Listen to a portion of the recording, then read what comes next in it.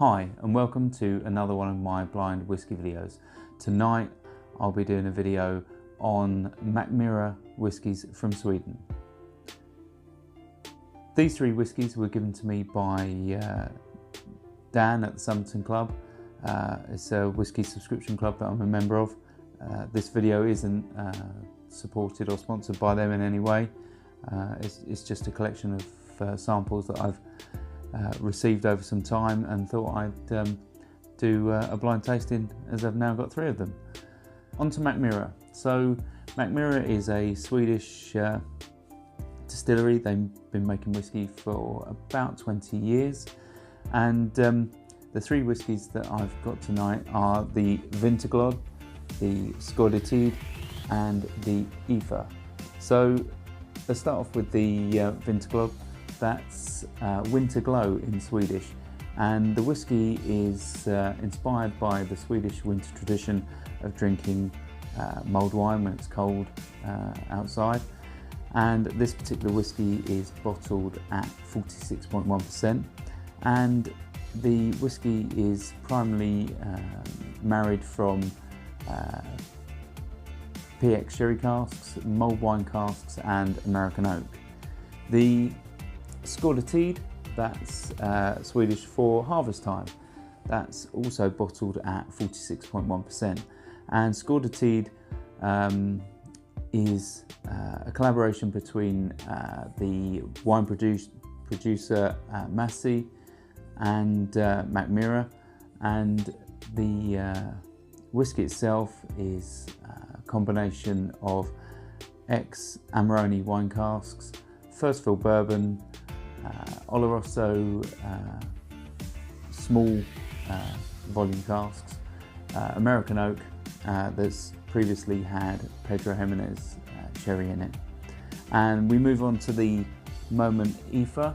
The Moment range is their most premium range of whiskey, and this particular one is a collaboration between the jewellery designer Efva Attling, and it's an interesting one because there's 19 hand-picked casks between the head distiller at Mackmyra and Efva herself, and they chose a combination of casks which included ex-bourbon, Oloroso sherry and American oak. But then the whiskey has been finished in birch tree sap wine casks and cherry wine casks, and should be an interesting whiskey, and that's bottled at 46.3%. So if you've not seen one of my blind whiskey videos before, what I'm going to do is get my wife to pour them, mix them up. The glasses are labelled, so I'll know which is which when I come to the end, and I'll nose and taste them. I'll tell you what I can pick out from them. Hopefully I can have a good stab at which is which, but if not, I'll tell you anyway which is my favourite in which order, and hopefully why. And if I get any right, it'll be impressive. So onto the whiskey. Right, so my wife has mixed up the whiskies, so what I'm going to do is nose them in order, nearest to furthest, and tell you what I pick up. So start with the first one.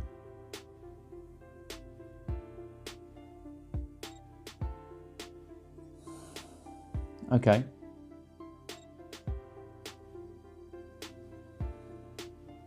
As a reference,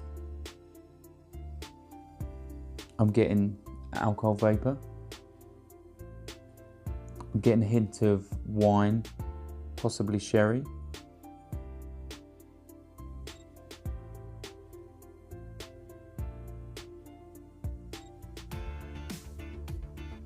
I'm getting some fresh fruit, sort of maybe pears and apples.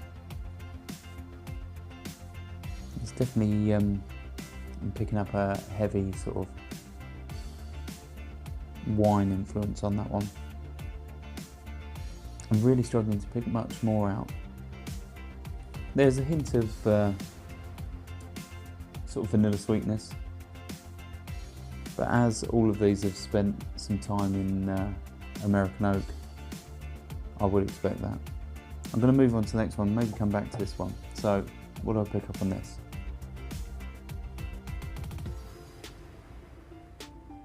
Okay, it's quite similar.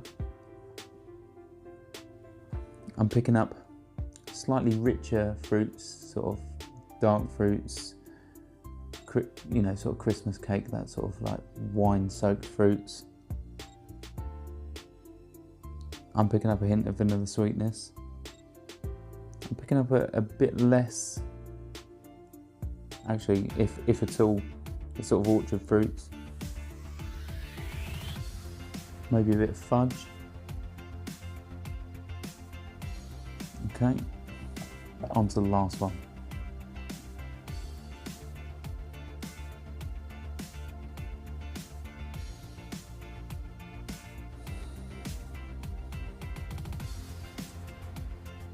Definitely has some very sweet wine character, almost like PX sherry. It's really rich and sweet. It's different, you don't pick up the vanilla sweetness like you do on the other two. Yeah, there's a real PX. Oh, it's so rich, so almost like, it's like an insipidly sweet.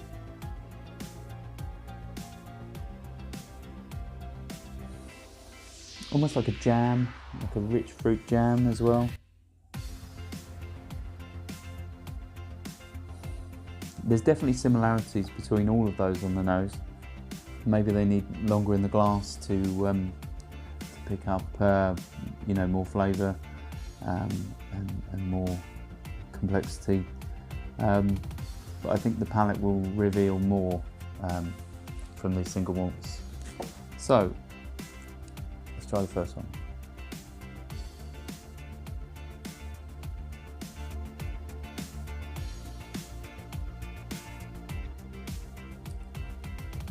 That one's, it's got a very heavy malt, malty tone on both the palate and the finish. I'd say it's got a medium long finish already. It's really does linger there, and they're all around the just over the 46% mark. So they're unchill filtered as well, and it's quite clingy and oily on the palate. But that oiliness, although it sort of clings at first, it dissipates as the finish goes. On top of the maltiness, there's definitely apples, maybe pears, maybe grapes, you know, like fresh green grapes, that sort of flavour. Let's go again.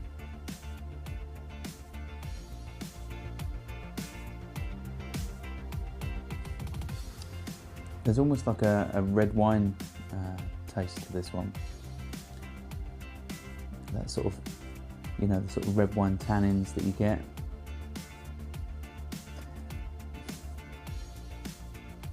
It's difficult because if I had to guess, I would say that isn't the moment Efva, but I'd be inclined to say that's more the Skördetid, but I don't know yet. Let's move on to the second one.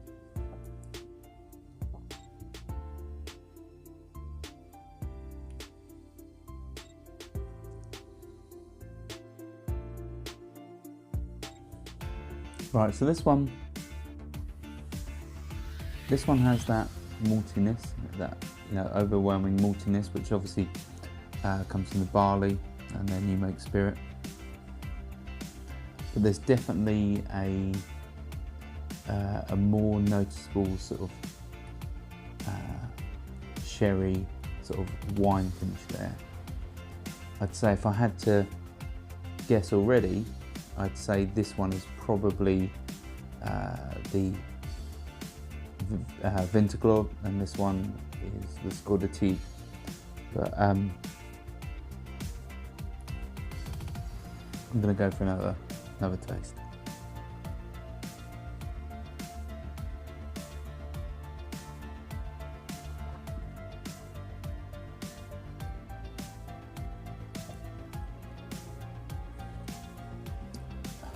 I don't know if it's because of my inexperience with whiskey and how new my palate is in comparison to whiskey in general, but both of these two already have quite a strong malty character, and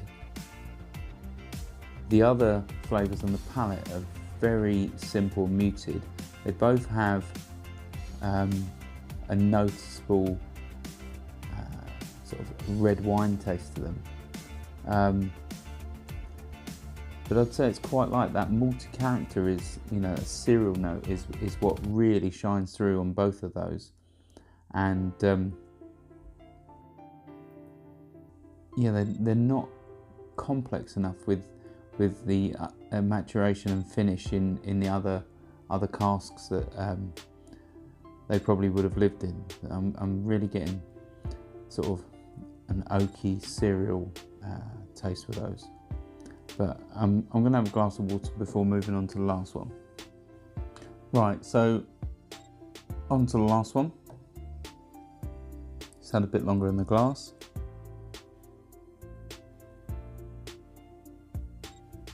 Yeah, I don't think I'm picking up any more on this. So let's try on the palate.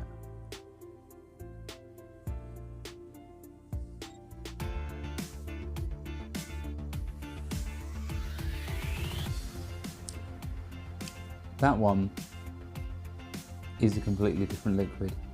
It's poles apart from the first two. It's lighter. The cereal note is much more underlined. Actually, I don't know if underline's the right word. It's much more subtle than the malty character on the first two that I've tried. This one has a much more fruity note on the palate. It seems a less oily and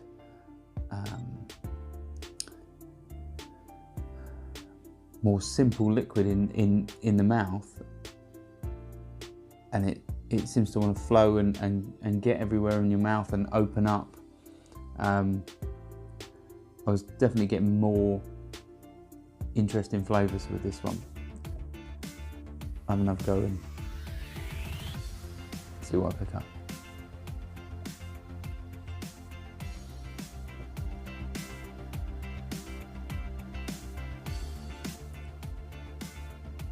Right, so I'd say it's a short to medium finish, this one.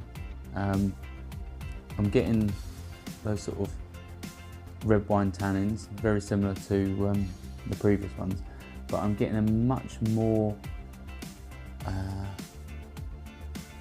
sweetness. I'm getting like a PX sherry sweetness on the palate with that one. I'm also getting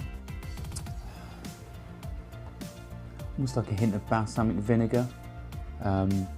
There's a slight sourness to it. Yeah, there's a slight sourness to it that's there, which